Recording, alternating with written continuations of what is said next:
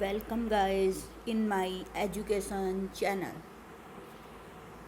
I am Dr. Bhavna Pandey. Today my topic is education psychology. और education psychology में हम जिस content पे डिस्कस करेंगे वो हमारा है meaning, definition, scope, nature, relevance of education psychology for teachers, difference between psychology and education psychology. First we can discuss meaning. Meaning से पहले मैं डिस्कस करना चाहूँगी कि एजुकेशन साइकोलॉजी क्या है. एजुकेशन साइकोलॉजी दो शब्दों से मिलकर बनी हुई है, एजुकेशन प्लस साइकोलॉजी. एजुकेशन का अर्थ होता है व्यवहार में परिवर्तन और साइकोलॉजी का अर्थ होता है व्यवहार का अध्ययन. तो जब तक हम किसी बालक के व्यवहार का अध्ययन नहीं करेंगे तब तक हम उसके व्यवहार में परिवर्तन नहीं ला सकते. तो एजुकेशन साइकोलॉजी में शिक्षा संबंधी समस्याओं का अध्ययन किया जाता है. अब हम मीनिंग पे डिस्कस करते हैं. Education psychology involves the study of how people learn including teaching methods, instructional process and individual difference in learning. The goal is to understand how people learn and retain new information.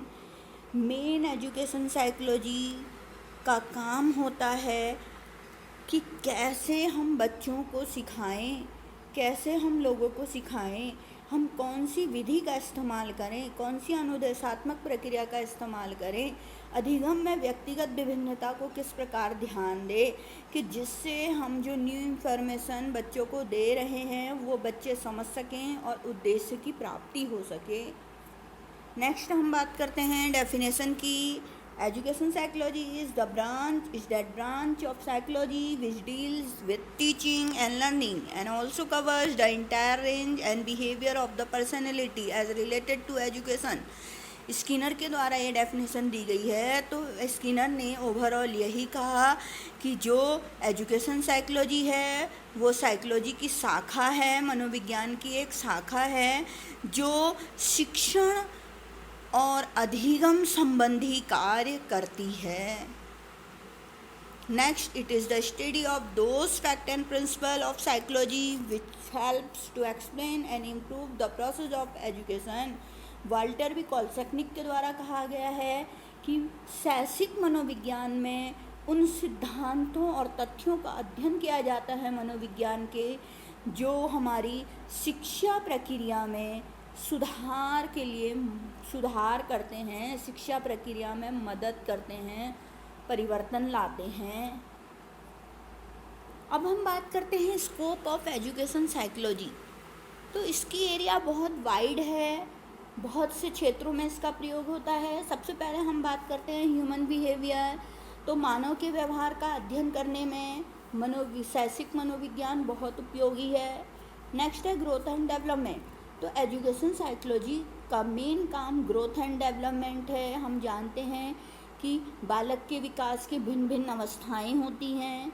हमारी infancy होती है, childhood होती है, adolescence होती है और adulthood होती है. हर अवस्था में विभिन्न प्रकार की क्रियाएं बालक द्वारा की जाती है. विभिन्न प्रकार के परिवर्तन, शारीरिक और मानसिक या अन्य परिवर्तन उनमें देखने को होते हैं. तो वो सब हम मनोविज्ञान के द्वारा ही देखते हैं.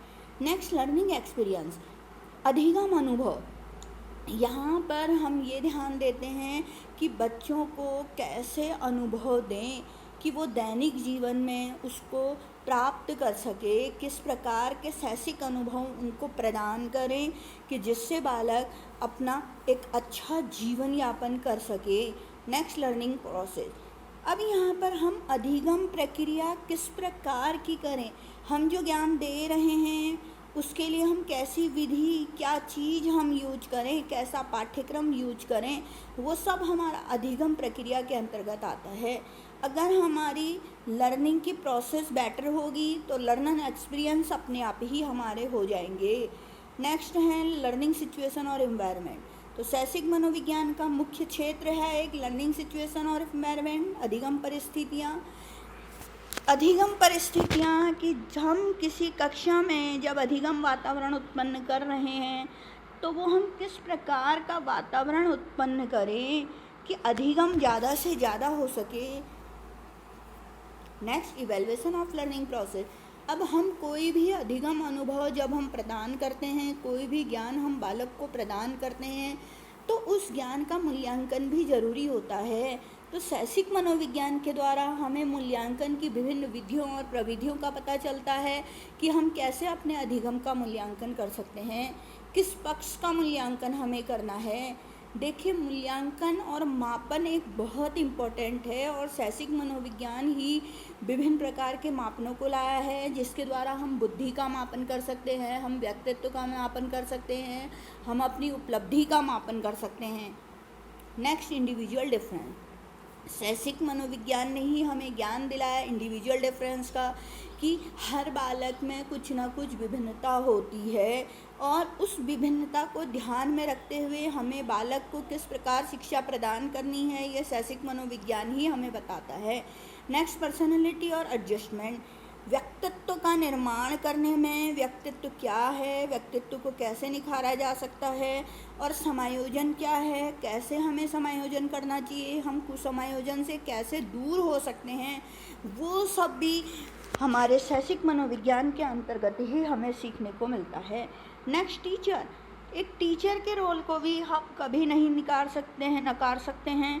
तो यहाँ पर शैक्षिक मनोविज्ञान में टीचर को किस प्रकार होना चाहिए, टीचर किस प्रकार अपनी अधिगम प्रक्रिया को कर सकता है, किस प्रकार वह अपने अधिगम अनुभवों में भी निखार ला के बच्चों को अच्छा अधिगम अनुभव प्रदान कर सकता है, इस चीज़ का ज्ञान शैक्षिक मनोविज्ञान द्वारा होता है। नेक्स्ट, इसका है गाइडेंस एंड काउंसलिंग में। मुख्यतः शैक्षिक मनोविज्ञान का क्षेत्र निर्देशन और परामर्श देने में होता है। हमने पहले भी चर्चा की थी, आज भी चर्चा कर रहे हैं। विभिन्न प्रकार की समस्याएं हमारे सामने होती है, उसके लिए हमें किसी न किसी के निर्देशन और परामर्श की आवश्यकता होती है। Next, nature of psychology. Education psychology is a science, एक विज्ञान है। Education psychology is a natural science, एक प्राकृतिक विज्ञान है। हम प्राकृतिक विज्ञान किसी भी चीज़ को तभी कहते हैं जो भी चीज़ को हम उसका सामान्यीकरण कर सकते हैं, उसका ऑब्जर्वेशन करते हैं, उसका वेरिफिकेशन कर सकते हैं, तो हम उसे नेचुरल साइंस के अंतर्गत लेते हैं। Next, education psychology is a social science. जब हम समाज में किसी चीज़ का प्रयोग कर रहे हैं तो वो हमारा सामाजिक मनोविज्ञान, समाज में रह के हम जब करते हैं। नेक्स्ट, एजुकेशन साइकोलॉजी जब पॉजिटिव साइंस। एजुकेशन साइकोलॉजी एक पॉजिटिव साइंस है। नेक्स्ट, हम बात करते हैं एजुकेशन साइकोलॉजी जो अप्लाइड साइंस। हम जानते हैं कि शैक्षिक मनोविज्ञान की एक व्यवहारिक शाखा है। हमें एजुकेशन साइकोलॉजी या विज्ञान का प्रयोग शिक्षा संबंधी समस्याओं को सुलझाने में कर रहे हैं। अब हम चर्चा करते हैं relevance of education psychology for teachers, कि टीचर के लिए एजुकेशन साइकोलॉजी की क्या उपयोगिता है।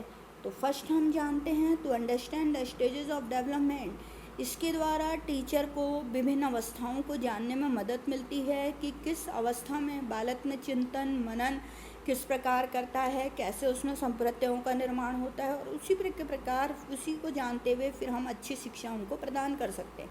Next, to know the learner. इसके द्वारा एक टीचर को अधिगमकर्ता को जानने में मदद मिलती है, उसकी क्षमता क्या है, उसकी गति क्या है, उसकी योग्यता क्या है, उसकी इच्छा क्या है। Next, to understand the nature of classroom learning.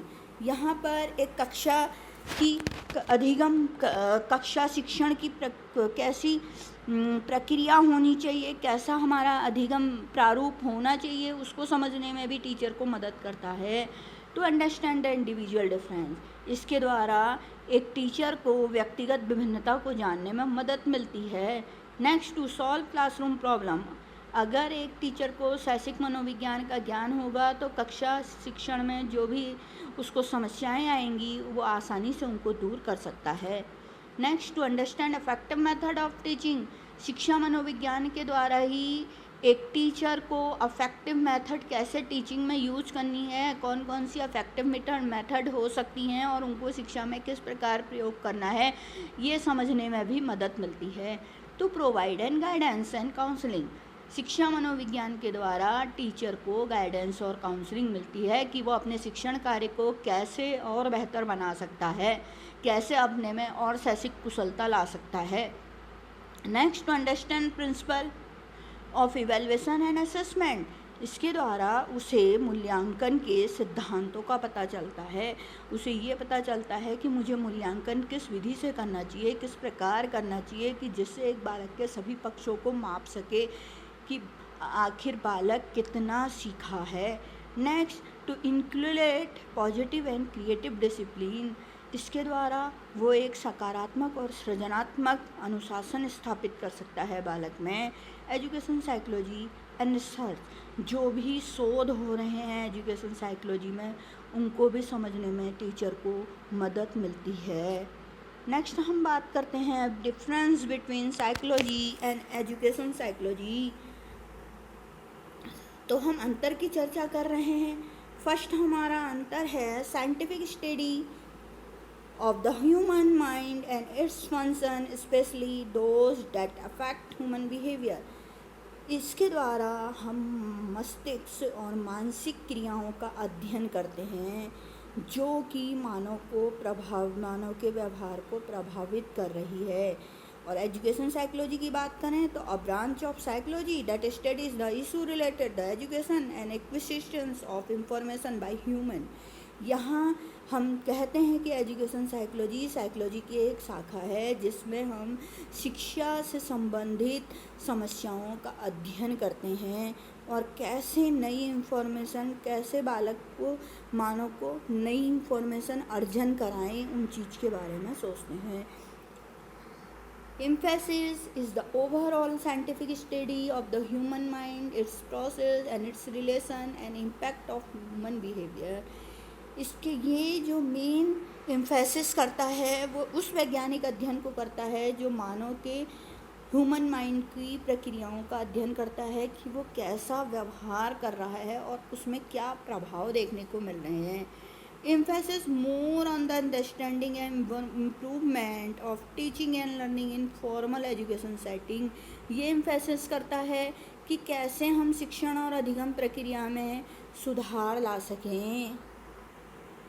Next, study the complexities associated with the human mind that can harm and mental well-being of the person। ये अध्ययन करता है कि कौन कौन सी कठिनाइयाँ हमारे सामने आती है और कैसे मानव के मस्तिष्क को अच्छा बनाया जा सके। Investigates how students learn and how teachers can help them to learn effectively, especially with regard to students with learning difficulties। ये इन्वेस्टिगेट करता है कि कैसे हम बच्चों को सिखा सकते हैं, कैसे एक टीचर अच्छा बालक को सिखा सकता है और लर्निंग में क्या क्या डिफ़िकल्टीज आती हैं और उनको कैसे दूर कर सकते हैं। नेक्स्ट साइकोलॉजी में जाते हैं। Main concern is assisting individual to overcome their psychological issues और issues related to mental health through various साइक्लो analytical therapies and treatment on the wool.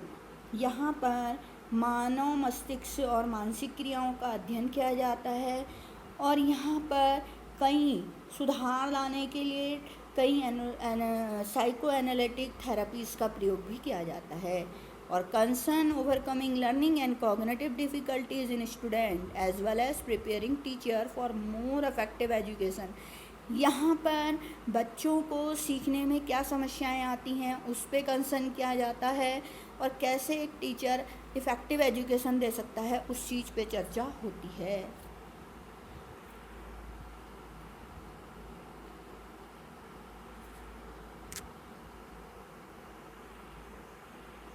Thank you.